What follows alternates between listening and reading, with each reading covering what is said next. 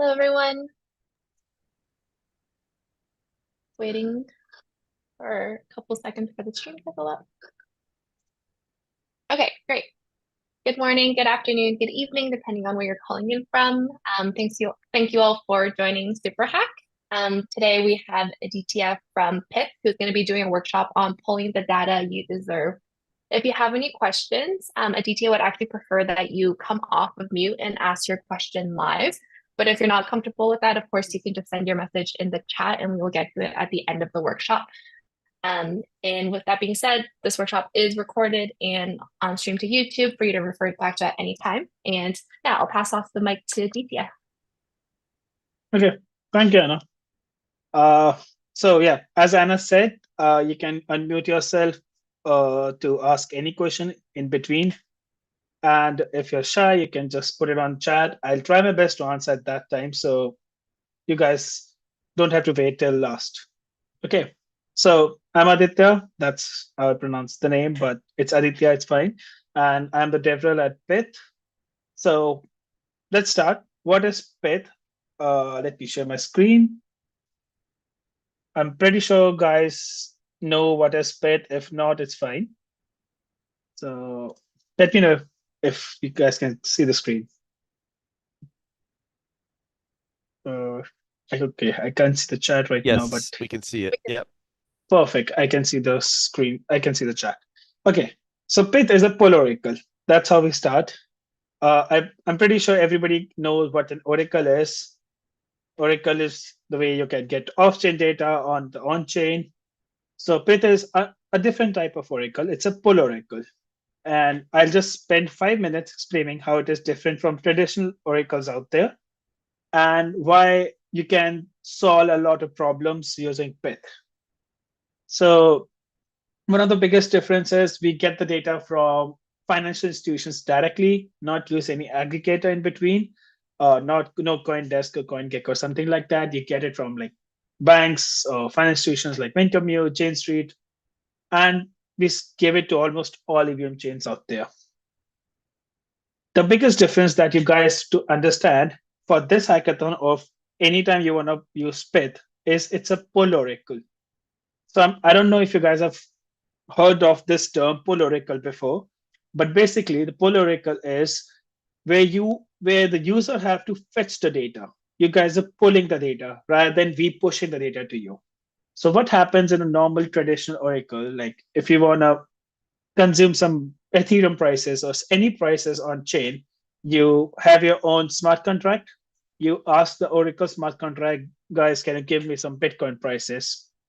And that's how you read the data, like fetch price, whatever. And what happens in the backend, the Oracle network that traditional Oracle have, this continuously sends data like every 30 minutes, every 15 minutes. That's how any Oracle work. Do you have any doubt in that till now? Like, but traditional Oracle, let's clear that first so that we come up to the pull oracles.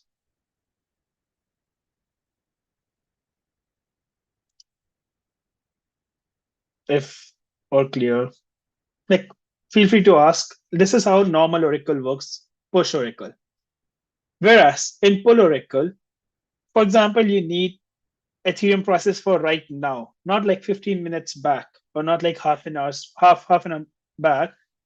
So what happens in pull Oracle? A user or a dApp fetches the data from the Oracle network directly, sends it as a payload to the transaction, and it updates it, like for updating on the chain. So what happens is you fetch it directly from the Oracle network, you send that to your smart contract, it will go to Oracle smart contract, it will verify the prices that you have sent are correct or not. So that's where all the verification happens, and then you can read it. The biggest difference here is you will get latest data. So at Pyth, we update the data every 400 milliseconds as compared to any traditional Oracle, which use like 30 minutes or 15 minutes, because it's expensive for them to update prices every 400 or 1 second, whatever. So that's where Pull Oracle comes. So it's easier to scale, it's easier to consume latest prices. That's how it is different. So a lot of people who start using Pull Oracle, they don't have a habit of pulling the prices by themselves. That's where I come and tell them how to use that. Is it like clear how what's the difference between push and pull, I believe? I can repeat it again if if anything is not clear. I'm going pretty fast, I know, but I'm happy to say it again.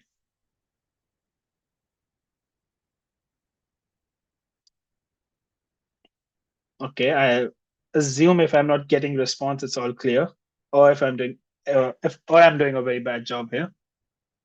Anyways, let's not go into how it works because you guys are only focused on how to use it. So so you need only three things to start using Pyth prices or Pyth Oracle. You need the price feed ID. That means which price do you want to fetch? Make sure, like, I want to make it clear that these price feed IDs are constant irrespective of any chain. In other oracles, you have different price feed IDs on different chains, but in this, you will need on one time you need price feed ID, and they will be constant for all chains. Second, you need the contract address of the EVM chain that on which you're consuming. And third is the Hermes endpoint. This is the Oracle network from which you will fetch the prices. So uh, inside the portal, you'll have all the links. There'll be link for price feed IDs, which will something look like this. So these are all the prices that we support. So for example, if you want to retrieve the prices for Ripple, I don't know why people do that, but Ripple, you just copy the price feed ID here, and this is your price feed ID. Irrespective of any network you use, you'll use this ID everywhere. So we have prices of almost everything like Grab, Eat, all kinds of that. You don't worry about this. You just select with EVM stable, this which is the default one. Second thing that you have to get the contract address of the chain. Again, inside the links, there's one for contract addresses. So it looks like this. So we support other networks other than EVM as well, but I'm sure you guys will be working on EVM. These are all the main nets that we support, and these are all the test nets that we support. You copy the contract address where you want to build, where you're building it. And the third thing is Hermes endpoint. So Hermes is where from you'll fetch the prices. So we have already written a whole page on that, but I'll show you how we will do it. So there are three ways you can do. You can directly do a curl command or REST API on in your TypeScript or backend, but wherever you write it, or you can use a SDK if you want to, like, we have a TypeScript SDK which you want to consume, or if you're building something more high frequency product, you can use a WebSocket service as well. And now we'll come to the code. Before that, you guys clear what three things that you need?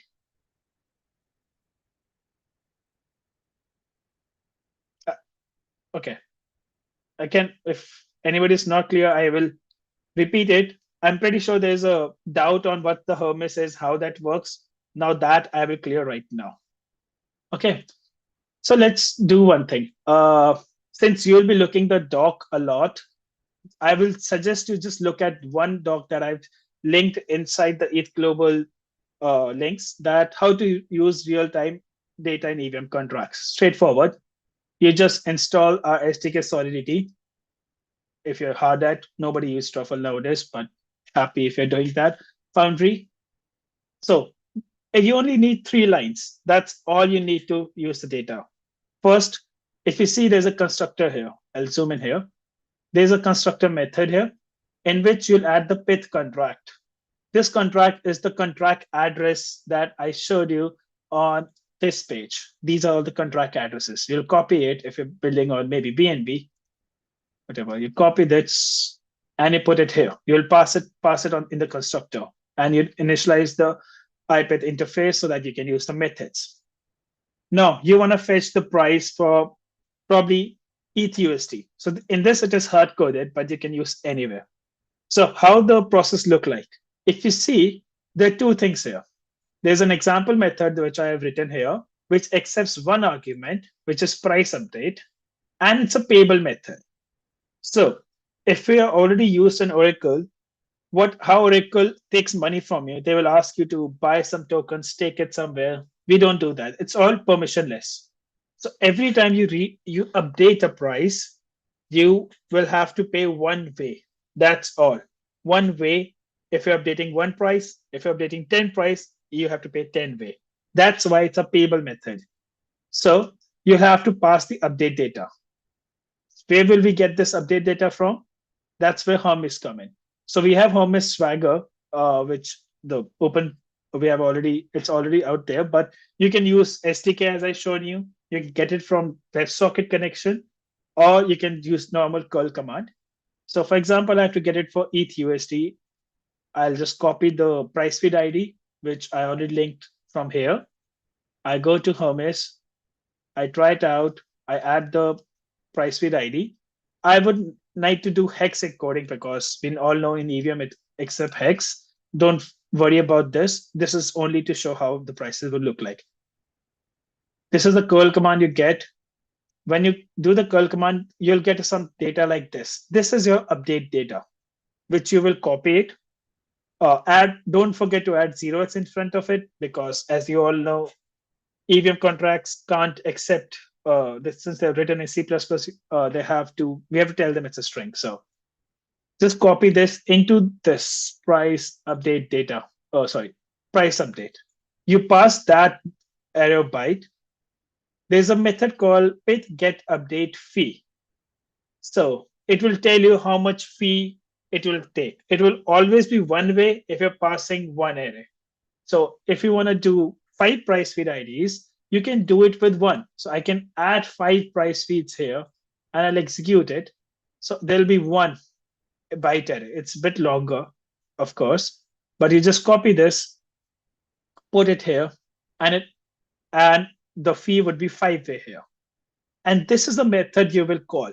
This method, update price feeds, will take the fee from here, which is 5-way, and the price update that you have passed, and it will update the prices on chain. Now the state has been updated on chain. And now you just have to do the same thing. You just have to read the prices, like Pyth get price, and you get this. Sounds complex or not? I'm not like I don't think so, but I'll repeat it again. The only difference is it's a payable method because you have to pay for the price update.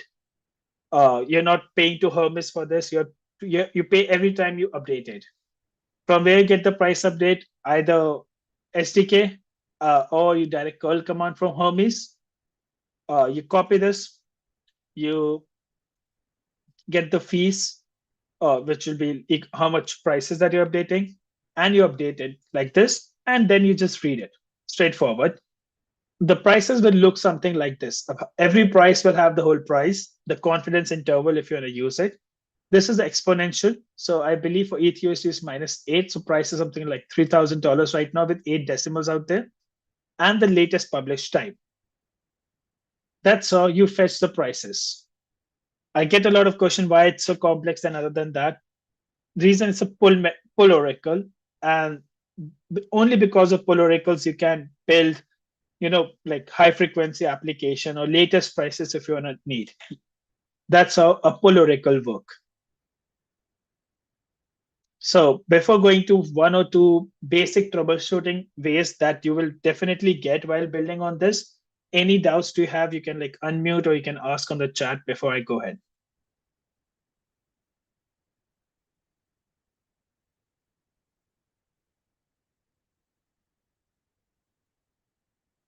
So yes, so if either user can put, so I will repeat. So Porno have asked, so do I need an off-chain backend accompanying my smart contract to do this API call to Hermes? Yes and no. You can write an off-chain backend if you want to use SDK or directly call curl command. But we have integrated with so many dApps out there who let the users to do it. So in the front end, when user clicks to do something, the front end will like get the data for them, and they can do that. So basically, yeah, a person has to do it. You can't, if you're doing with remix, you have to manually do it. But every contract has some kind of backend which does some computation. So you can put it in either in front end or back end, up to you.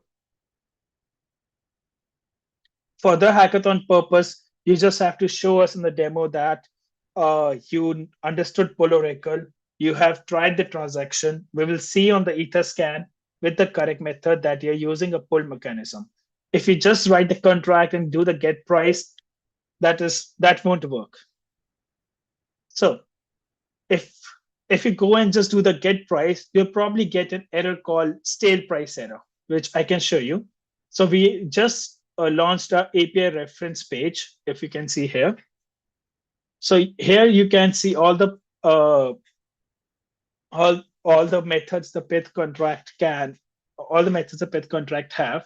So if I put maybe some random on Sepolia right now and get price, I get price feed not found, or I might get a stale price somewhere. So what happens when you update the price here? This price will be fresh only till 60 seconds. After 60 seconds, the price will get stale. So you have to update it again. So that's how we make sure that if the user is reading price, it's always fresh. They don't rely on the old price. But in either case, you're okay with the old price, you can use we have something called get price unsafe. What it will do, it will give you the price whenever it was last updated on Sepolia, for example. So this published time could be older than 60 seconds. It won't check that if the price has been updated or not. I'm not sure if ETH BTC price has been updated or not on Sepolia. Let's see. ETH BTC on Sepolia. Yeah, let's try on Sepolia. It's not updated. So that's why I'm getting stale price. But if I use the same for get price unsafe, it will work. See, because it has been updated, stale price doesn't check the last 60 seconds thing. So if you're getting price be not found, you just update the price and it will work. So we have a very small troubleshoot error page with two of the common errors that we get. It's all written here how to do that. It's pretty straightforward. You can play around this one, update API reference, and that you can see how a lot of methods work. This is all happening in real life. You have to connect with your wallet to do some of that, but it's pretty straightforward.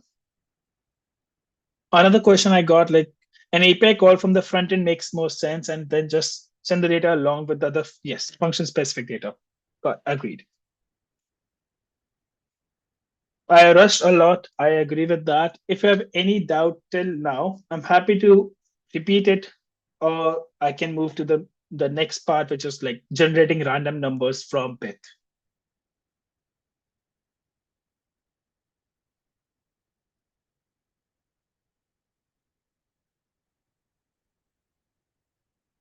I hope there's no doubts, I believe. Okay, if not, let's go. Let's do the last part, or the second bounty is to generate random numbers. The reason I'm doing with the docs is so that you know how to traverse through the docs. And I also get feedback how people think about our docs. So how to generate random numbers. So this is also permissionless. This is, you don't have to stake some token somewhere to generate random numbers. This random number generation is very different from what you have seen. So it works on what we call as, works on commit reveal protocol. So what is commit reveal protocol is, for example, I have Suporno in front of me. He needs a random number from me, like I am Pyth.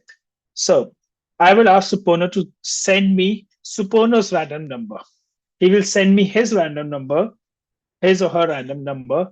I will generate my own random number, will combine both random numbers, and the hash of it will be the final random number. That's how it works. And then to verify if the random number is right, or like if we were truthful or not, we will reveal our random numbers.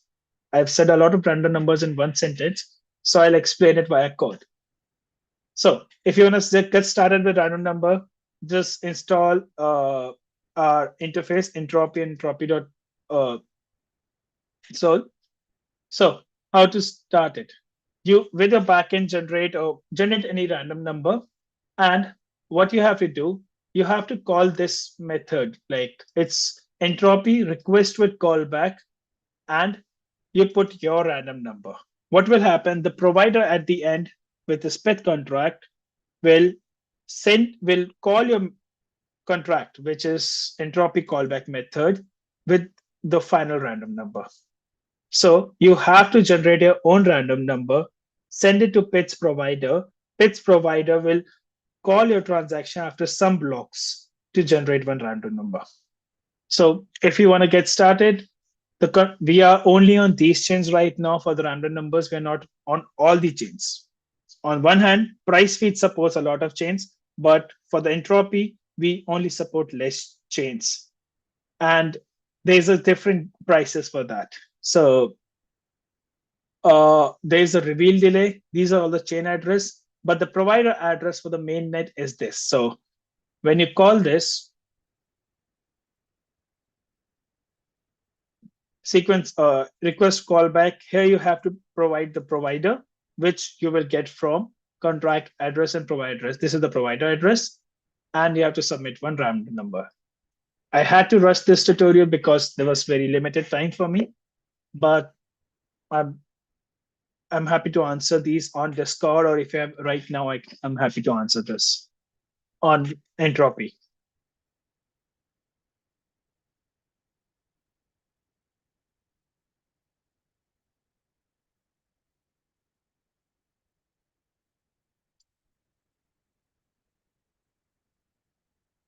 Okay.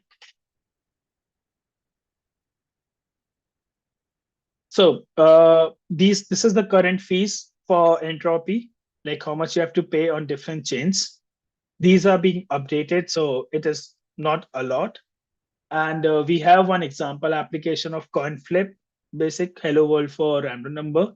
And this is the guide for random number. And if you want like in-depth tutorial, we have one tutorial as well, how to generate a random number and how to handle the callback. So I believe everything I've covered, price feeds and entropy will, like we have like 7K for price feeds and 3K for entropy. So that's it. Cool. Thanks so much. Just give another couple seconds in case anyone has any last questions. We got another question in the chat. Where is the Irma's page linked? So Hermes page link. Okay, so I believe it's there's one link called fetch random numbers, if you can see, and inside that we have the whole fetch price updates page, whole guide. Inside that you will see all the links for SDK, for how to, if you want to use WebSocket or if you want to use REST API. I will put it here as well, that guide, so you'll get to know how to use it from either from REST API, SDK, or via WebSocket.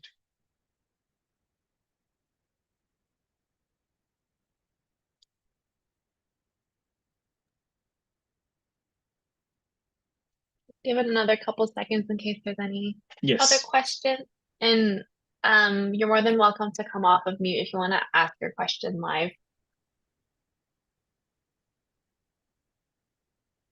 Yeah, I believe like I was too fast on this, so either I have missed a lot of things, or like people are not able to understand, or maybe I'm pretty sure Supun understood everything.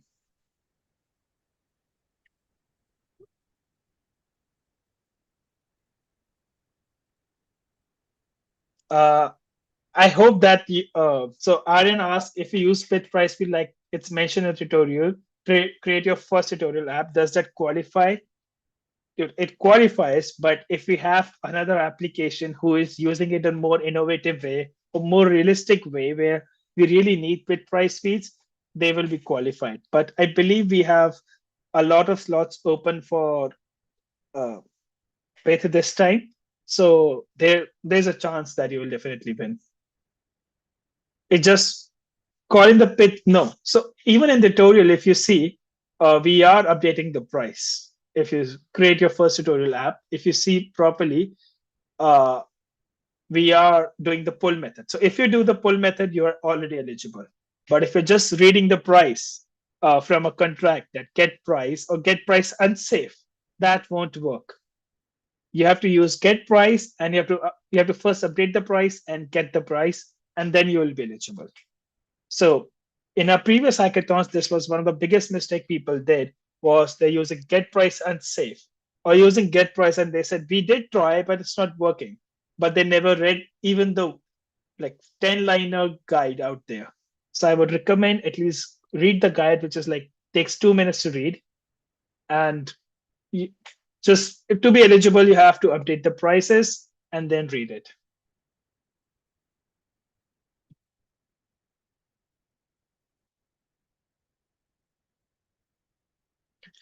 Okay, past price feed updates is method if you want to use. So I'll tell the question for everyone. Aaron asked, can you tell me a bit about past price feed updates? So past price feed updates is a method if you want to read the prices inside the contract and you want to pass old prices. So we have another service called Benchmark where you can fetch 1 hour old prices to make be to use anywhere. So a lot of DEXs, a lot of lending protocols use it to square off some positions on previous prices. So they can use a benchmark service, which I have not mentioned anywhere in the hackathon kit, but on the docs it's written. They can fetch the price update of 1 hour before and then use past price feed updates to get the price 1 hour before and use it anyhow they want. That's how past price feed updates. It's not updating on the state, it's just parsing the prices. Whereas update price feeds already passes and then updated on the chain. So the state has been updated. Yes, we have a lot of games. I can send you some links for uh, like how people are using entropy on chain. We almost all the games on Blast are using entropy nowadays because it's cheaper for them to generate random numbers. So if you see the best use cases in entropy, we also have shown with one random number how you can generate multiple random numbers. So everything is in documentation. If you're not able to find in documentation, I will be and my colleagues will be available on Discord all the time. Or you can directly contact with any Pyth member, they will direct it to me.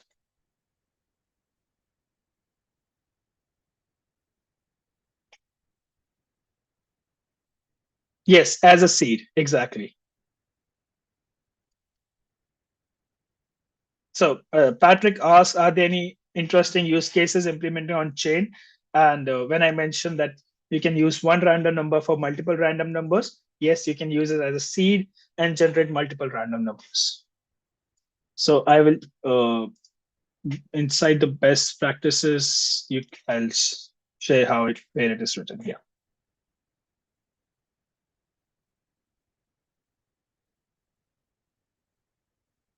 In the last hackathon, I see a lot of innovative examples of entropy as well.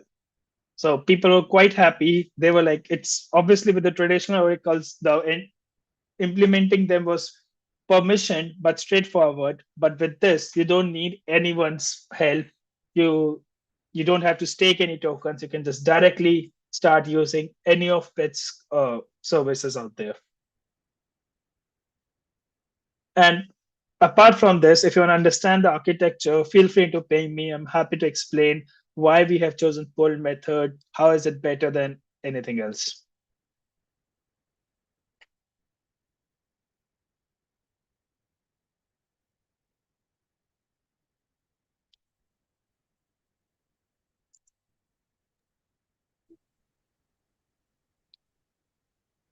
This might be all the questions for now.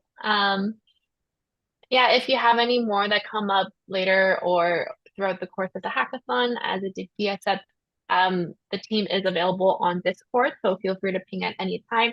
Otherwise, this workshop is on YouTube for you to refer back to at any time during the hackathon and in the future.